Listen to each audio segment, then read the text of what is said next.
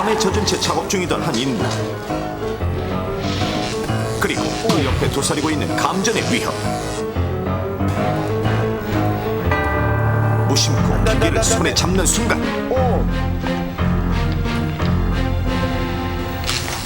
순식간에 몸으로 흘러들어가 동공을 확대시키고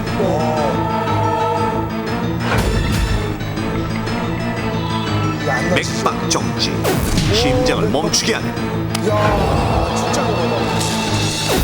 감전사고. 매년 감전사고로 인해 목숨을 잃는 사람은 약 80명, 그리고 부상자는 그 10배인 800명 이상입니다.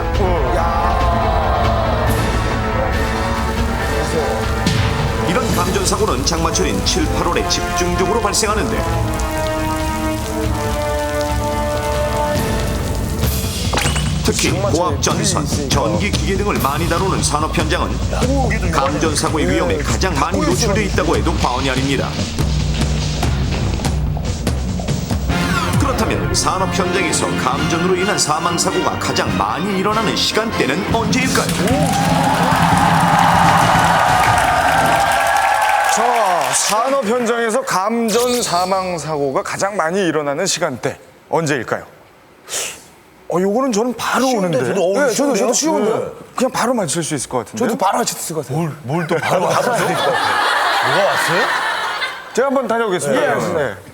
근데 넌 언제 해? 어떻게 생각하냐? 너랑 나랑 다르니까 제가 먼저 갔다 오겠습니다. 야, 이건 바로 맞히실 것 같은데. 제가 볼 때는요. 새벽이죠, 새벽. 그러니까 이슬이 내리고 나도 아직 그렇게 마르지 생각해봤는데. 않은 상태. 이 감전은 무조건 습기하고 이 관련이 있거든요. 아닌가? 아무튼 전 새벽으로 새벽에 정답. 땀이 안 나잖아요. 예측해 봅니다. 땀은 좀 있죠. 새벽엔 땀이 아니 그러니까 이슬들이 이렇게 습기가 좀 있는 거죠. 좀 그런 건 있죠. 네. 참고로 김종민은 점심이래요. 새벽. 그러다 점심이 답이면 어떻게 하시려고? 그러니까.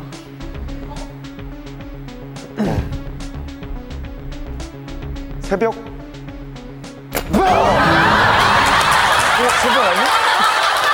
점심인가 봐요. 점심이 맞을 것 같아요. 점심이 미안해. 석준이 형 또 듣고 딱 나가신 거야, 점심. 점심은 아닙니다. 점심 이후 2시에서 한 4시 정도. 왜? 그때가 왜냐면 점심 먹고 좀 졸립니다. 그래서 좀 부주의하기도 하고 2시에서 4시 생각해보세요. 하루에서 가장 더운 시간이 2시에서 4시입니다. 그렇죠. 이 온몸에 땀을 절철 흘리고 또 새벽부터 시작한 그 노동이 지금 뭐 이미 지칠 대로 지쳐있는 그런 시간이에요. 그때 온몸은 정말 얼굴이고 몸이고 뭐 옷이고 뭐고 다 땀으로 쩔어 있는 상태에서 조금이라도 피복이 벗겨졌거나 위험한 것을 만지면 그때 온몸으로 전기 어떤 공격을 받는 거죠. 2시에서 4시에 나른한 오후 시간대. 나른한 오후 시간? 땡이야, 땡. 나 이제 알 것 같아. 맞나? 정확히 맞춰야 돼요. 2시에서 4시.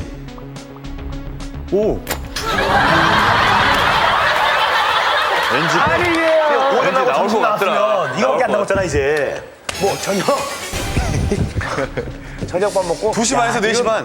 우리 형님들이 아르바이트를 안 해보셔서 그런데 저는 해봤거든요. 작업 현장 아르바이트. 이게 보통 06시경에 시작을 해서 6시에 이제 끝나게 되는데 이게 물론 이 새벽이나 오후 점심시간 후에도 이 긴장감이 느껴지지만 가장 이 작업 현장에서 긴장이 늦춰지는 시간은 오후 6시에 퇴근할 때 그때 이 작업 현장은 늘 청소를 해야 되거든요. 어이 노씨 물 뿌려야 돼요. 뒷정리를 깨끗이 해야만 보내주시거든요. 물 뿌리고 끝나고 작업하다가 막 전선 저렇게 나가고 이랬을 때 오후 6시쯤에 그 환경을 정리했다 치고 또 이 마음을 놨을 때 이제 오늘 근무도 무사히 끝났구나 이 모든 걸 방심하는 그 순간 사고는 제공 찾아오게 되는 오후 6시가 되는 거죠. 6시! 시간대 정확하게 시간대. 오후 6시에서 뭐 8시도 아니야. 난 6시! 빙고! 노씨 물 뿌려! 감전 내고 막 작업 챙기다가 막 다리 걸리고 선 정리하다가 막 똘똘 말다가 물 튀기고 막 이러서 막 이게 되는 거예요. 6시! 해봤어요. 제가 이 아르바이트 해봤어요. 저 밀가루 쏠 틈 좀 주세요. 6시. 써봐. 6시 가자. 6시. 맞다 뭐. 야, 얘 너무 정확하게 맞히니까 이분이 또 당황을 하셔갖고.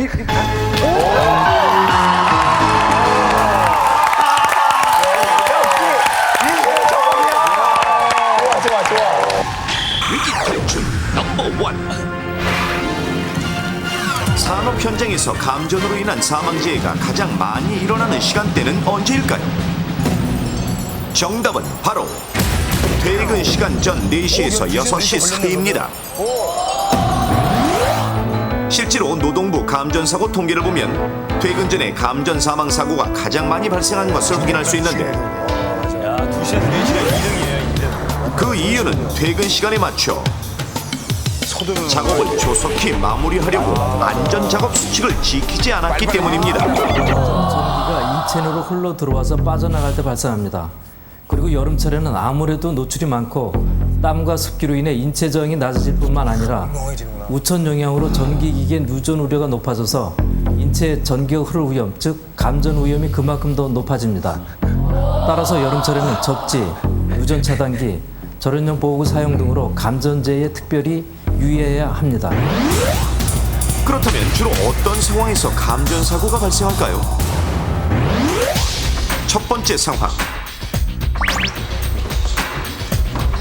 피복이 벗겨진 상태의 전선이나 전기 설비에 직접 닿아 감전되는 경우로 가정에서도 일반적으로 발생하는 감전 사고의 대표적인 케이스입니다. 두 번째 상황. 노후 또는 관리 소홀로 기계에 문제가 생겨 누전된 전기 기기에 인체가 접촉되어 감전이 되는 경우로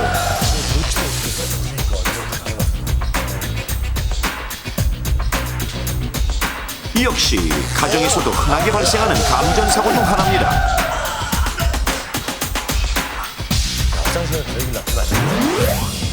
이때 만약 몸이 땀으로 젖어 있을 경우 전기에 대한 인체 저항이 낮아져 훨씬 위험한데 그 차이를 인체 전기 저항 측정 실험을 통해 알아보겠습니다.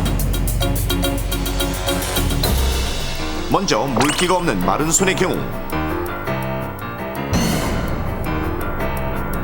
인체 저항은 약 300kΩ입니다. 그럼 약간 젖어 있는 손은 어떨까요? 젖은 손의 저항은 약 150옴으로 반으로 줄어들었습니다.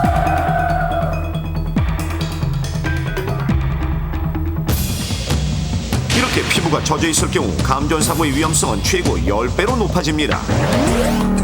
여기서 잠깐. 과연 일반적으로 가정에서 쓰는 낮은 전압으로도 치명적인 감전 사고가 발생할까요? 사람은 스탠드 등에 흐르는 전류의 절반에도 못 미치는 50mA만 되어도 순식간에 사망에 이를 수 있는데 전기는 일단 20mA만 되어도 1분 이상 흐르면 동공이 커지면서 호흡곤란, 근육을 마비시키고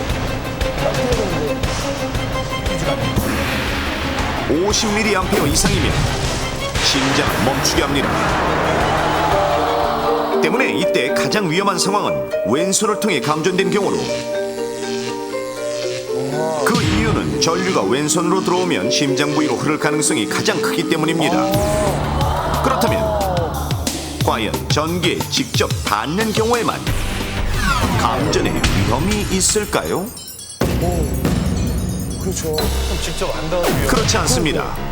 고압선의 경우 신체가 직접 닿지 않아도 감전의 위험이 있는데 어떻게 안 닿는데요?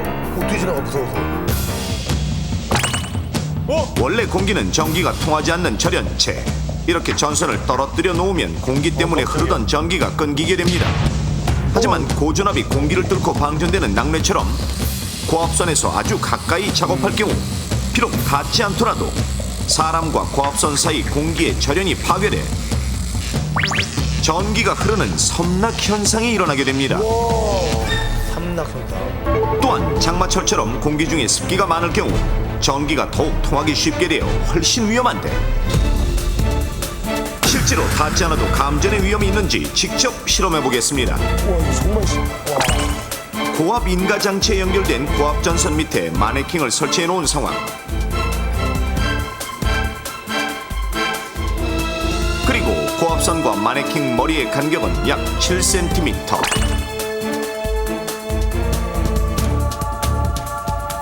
고전압 통제실에서 전류를 발생시키는데 고압 감전재의 발생률이 가장 높은 22.4kV로 실험 시작. 고압 전류를 흐르게 합니다. 과연 마네킹 머리 위에 고압선이 닿지 않아도 감전될 수 있을까요? 그런데 순식간에 발생한 성광. 공간이 저렇게 있는데. 초고속 카메라로 확인해보니 멀쩡히 피복에 전선이 감싸 있는데도 불구하고 고압 전류가 공기를 뚫고 마네킹에게 흐르는 섬락 현상이 발생하는 것을 확인할 수 있었습니다.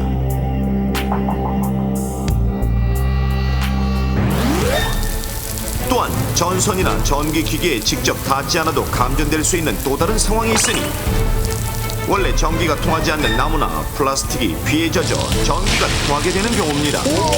나무가 생겼 때문에. 물 때문에. 자, 정말 그런지 직접 실험을 통해 확인해 보겠습니다.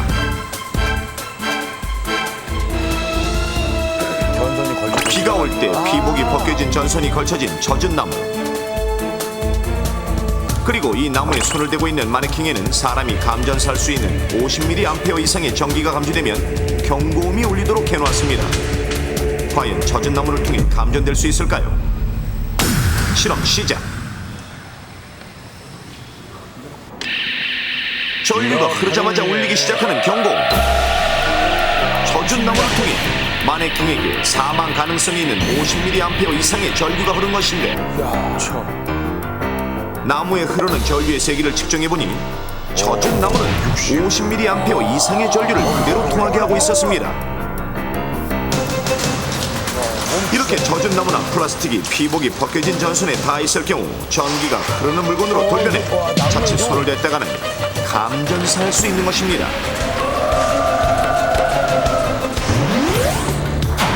또한 감전은 심장을 멈추게 하는 위험과 함께 화상을 일으키기도 하는데 몸으로 타고 들어간 전기는 신체 내부 조직에 화상을 입혀 그 증상은 겉으로 보이는 것보다 훨씬 심각하며 사망으로 이어지는 경우도 많습니다.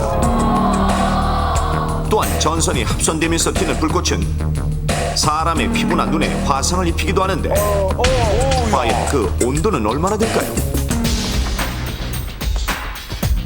내부 전선을 꼬아놓은 전선에 전류를 통과시켜 불꽃을 일으켜 보겠습니다. 실험 시작. 펑하는 소리와 함께 순간적으로 불꽃이 튀었는데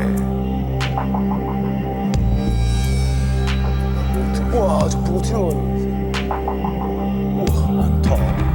열화상 카메라로 확인해보니 불꽃의 온도는 무려 2000도에 가까울 정도였습니다. 바로 죽는 거 아니야, 살. 이렇게 전기는 신체 내부 또는 피부에 심각한 화상을 입힐 수도 있는 것. 순식간에 사망에 이르게 하는 위험천만한 감전재해. 한국산업안전공단과 위기탈출 넘버원이 제안하는 감전사고 예방법.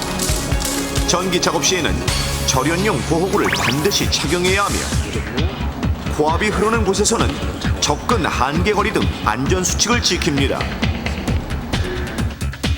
전기기기는 물기가 있는 곳에서는 사용하지 않는 것이 좋으며 몸에 땀이 있거나 손이 물에 젖어 있을 경우에는 반드시 마른 상태에서 조작해야 합니다.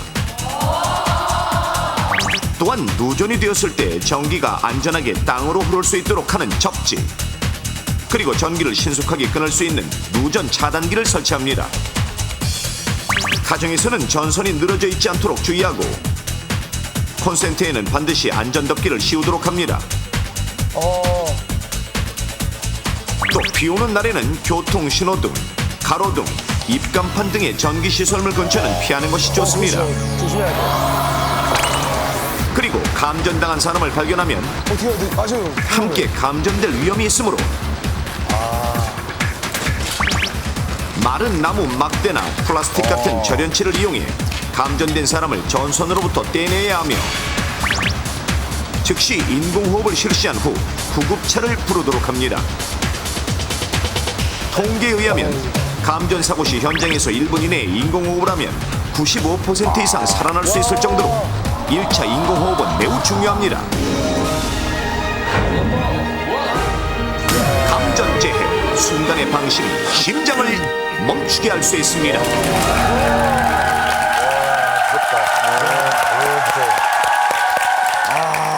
이 전선에 직접 닿지 않아도 감전이 될 수 있다는 거 오늘 처음 알았고요. 퇴근 시간에 그런 사고가 많이 발생한다. 좀 공감하는 게 저희 그 프로그램 녹화도 뒷부분 녹화가 좀 질이 떨어져요.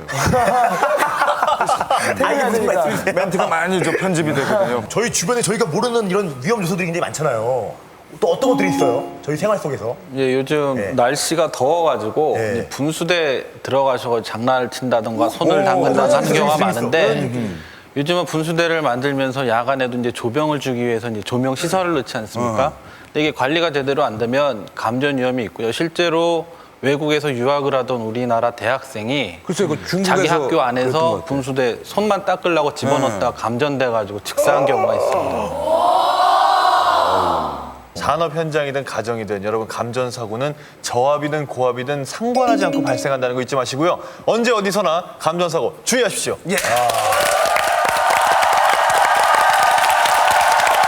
자, 이번 순서는 실화이기 때문에 더욱더 인기 있는 코너죠. 산자의 법칙입니다.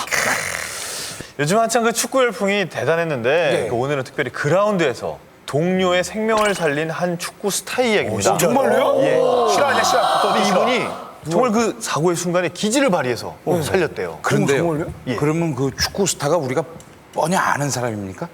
저는 이 얘기만 들었는데 되게 유명한 유명한 사람이에요. 사람입니까? 정말로요? 예, 이름 더 대면 안 기대되는데 돼요. 그러면? 자, 어떤 유명한 스타의 이야기인지. 예? 박지성? 박지성이요? 누구죠? 아무튼 저 박지성 선수의 쾌유를 빌면서 자, 요즘 부상 중이죠. 빨리 저 회복되길 바라면서 산자의 법칙 문제 주십시오.